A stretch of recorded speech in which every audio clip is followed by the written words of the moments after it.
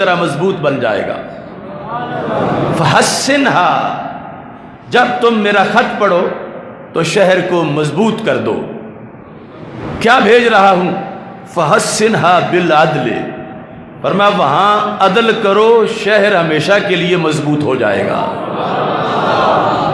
یعنی کسی گرانٹ کی ضرورت نہیں، عدل سے آبادیاں محفوظ ہوتی ہیں، ظلم سے ویران ہوتی ہے، اور ظلم سے شہر برباد ہوتے ہیں۔ اس بنیاد پر عمر بن عبدالعزیز کا یہ فارمولہ ہے کہ تم پہلے بھی کرتے ہو لیکن مزید اہتمام عدل کا کرو، کیونکہ عدل جن بستیوں میں ہوتا ہے رب کی رحمتیں ہمیشہ ان بستیوں پہ برستی رہتی ہیں۔ اسلام میں جو جزیہ لیا جاتا ہے، اور وہ بھی امام مہدی رضی اللہ تعالی عنہ کے آنے تک جزیہ لیا جاتا ہے، اس میں یہ ہے کہ اگر وہ ہمارا دین قبول نہیں کرتے لیکن نظام قبول کر لیں، اسلام کے نظام کو نہ آکڑیں، نظام قبول کریں، شرطیں مانیں اور جزیہ دیتے رہیں اور اپنی زندگی بسر کریں، ان پہ ظلم حرام ہوگا۔ مسلمان ان پہ ظلم نہیں کر سکتے، لیکن ان کو یہ احساس دلانا کہ عزت اس کی ہے جو کلمہ پڑھے گا، یہ یعنی لازمی ہے۔ جو حضرت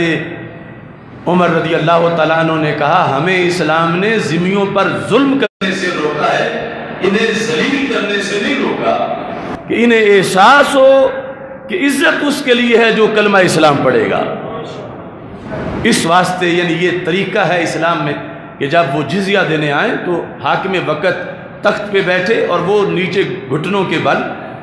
حاکم وقت ان کی گردن پہ تلوار رکھے اور وہ اپنا جزیہ اس طرح سامنے پیش کریں۔ وَهُمْ صَاغِرُونَ، یہ قرآن کے اندر ہے کہ اس طرح کر کے دیں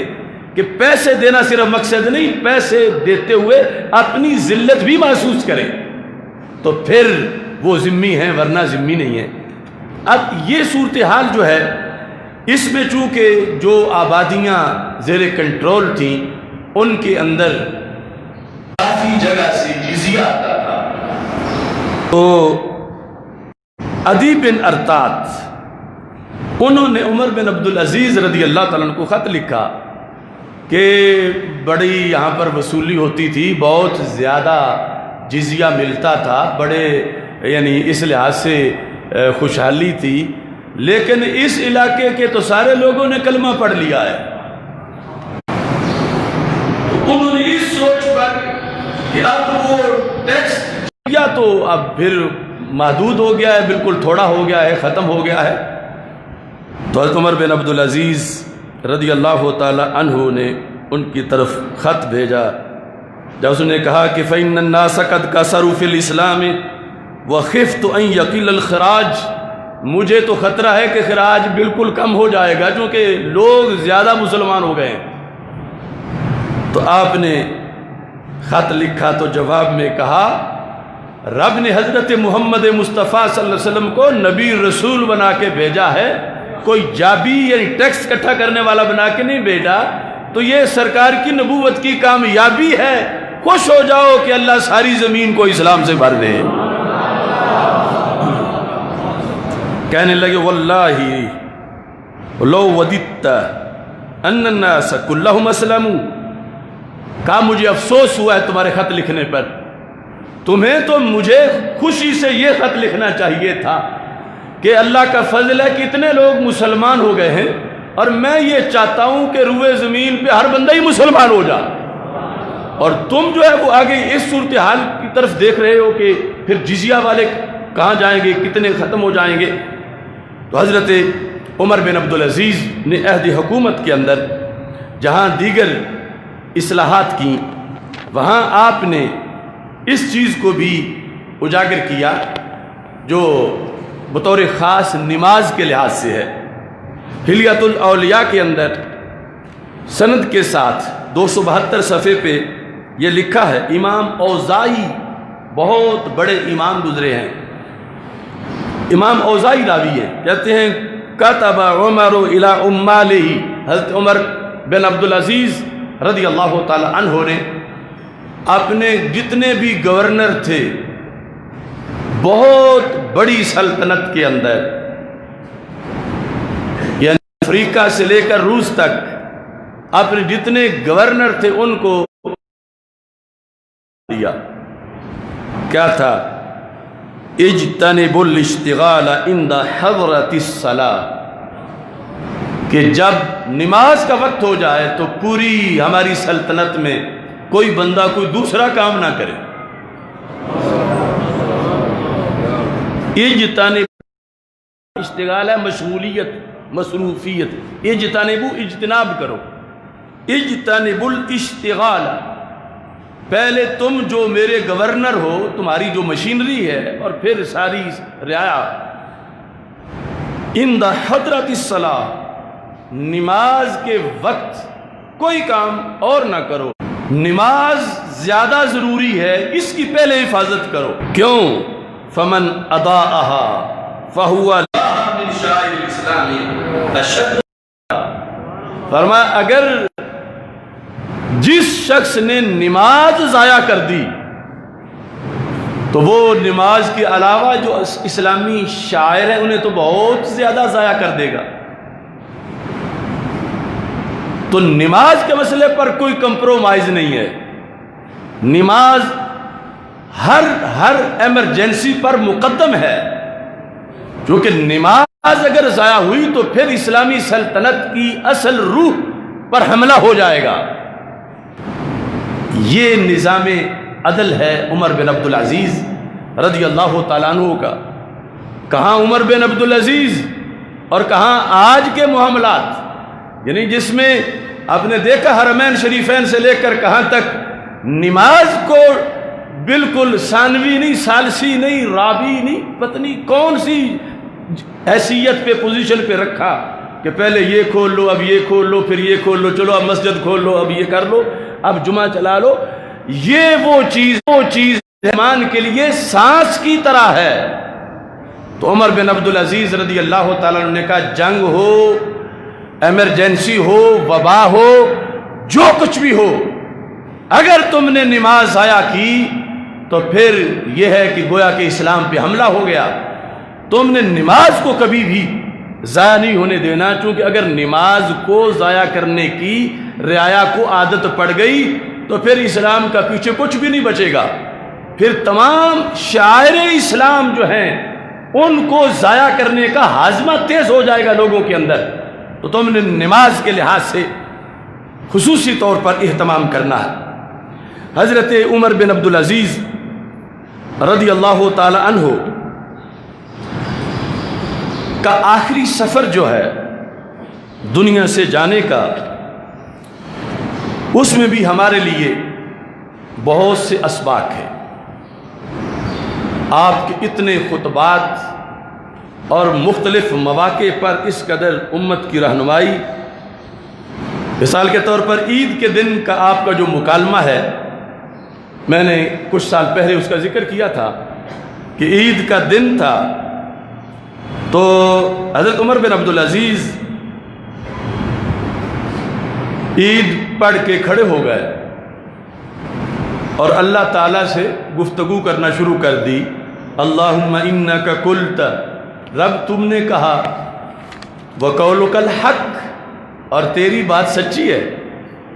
کیا کہا؟ ان رحمت اللہ قریب من المحسنین، کہ اللہ کی رحمت محسنین کے قریب ہے۔ یا رب یہ تیرا فرمان ہے۔ فَإِن كُنْتُ مِنَ الْمُحْسِنِينَ فَارْحَمْنِي، اور اگر میں بھی محسنین میں سے ایک ہوں تو پھر مجھ پہ بھی رحمت کر دے، چونکہ تیری رحمت جو ہے وہ محسنین کے قریب ہے۔ اب دو شکے ہیں، میں محسن ہوں یا محسن نہیں ہوں۔ اگر میں محسن ہوں تیرے معیار کے مطابق تو پھر میرے قریبی رحمت ہونی چاہیے، مجھ پہ رحمت کر دے۔ وَإِن لَمْ أَكُن مِّنَ الْمُحْسِنِينَ، اور اگر میں محسن نہیں ہوں۔ اب یہ دو قسمیں تو بنائی جا سکتی ہے، کوئی دعویٰ نہیں ہے کہ میں ضرور محسن ہی ہوں، میں ضرور نیکی ہوں۔ کہا اگر میں ہوں تو پھر یہ آیت کے لحاظ سے میرا بھی حصہ بنتا ہے، اور اگر میں نہیں ہوں تو پھر فقد قلت، تو نے تو یہ بھی کہا ہے وَكَانَ بِالْمُؤْمِنِينَ رَحِيمًا، کہ اللہ مومنین پر رحم کرنے والا ہے۔ محسنین تو ہیں مومنین میں سے مزید اونچے، تقوی والے۔ چلو میں محسنین میں سے نہ صحیح، مومنین میں سے تو ہوں نا، میں ہوں مومنین میں سے، اور تیرا فرمان ہے وَكَانَ بِالْمُؤْمِنِينَ رَحِيمًا، کہ اللہ مومنین کے ساتھ رحیم ہے۔ فرحمنی، رب پھر بھی مجھ پہ رحم کر، یعنی میں تو مسجد سے باہر نہیں نکلوں گا، مجھ پہ رحم کر، محسن ہوں تو اس وجہ سے، محسن نہیں تو پھر مومن کا جو کوٹا ہے اس کے لحاظ سے مجھ پہ رحم ہو۔ فَإِن لَّمْ أَكُن مِّنَ الْمُؤْمِنِينَ، اور اگر یعنی جو کامل مومن ہیں ان میں، کامل مومنین میں بھی میرا شمار نہیں، کامل مومنین سے اوپر ہے محسنین، نہ میرا محسنین میں شمار ہے نہ میرا کامل مومنین میں شمار ہے، تو پھر کہنے لگے فَأَنْتَ أَهْلُ التَّقْوَى وَأَهْلُ الْمَغْفِرَةِ، لیکن تو مغفرت دینے والا ہے نا۔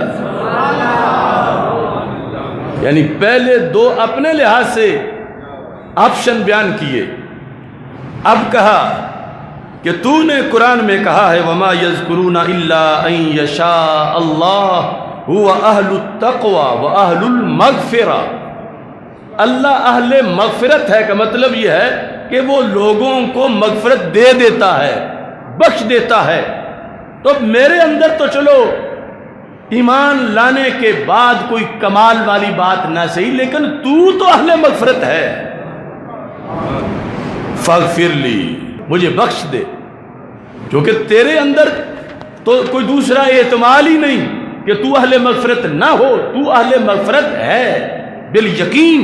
تو نے قرآن میں اپنی یہ شان بیان کی ہے۔ اس سے مزید آگے گفتگو کی، فرمایا فَإِن لَّمْ أَكُن مُسْتَحِقًّا لِشَيْءٍ مِّن ذَلِكَ، نہ مجھے محسن ہونے کی وجہ سے رحمت مل سکتی ہو، نہ مومن کامل ہونے کی وجہ سے مل سکتی ہو، اور تم تو یقیناً اہل مغفرت ہو، مگر اس مغفرت کے حصول کے لحاظ سے کچھ شرطیں بھی ہیں اور میرے اندر وہ نہ ہوں، تو پھر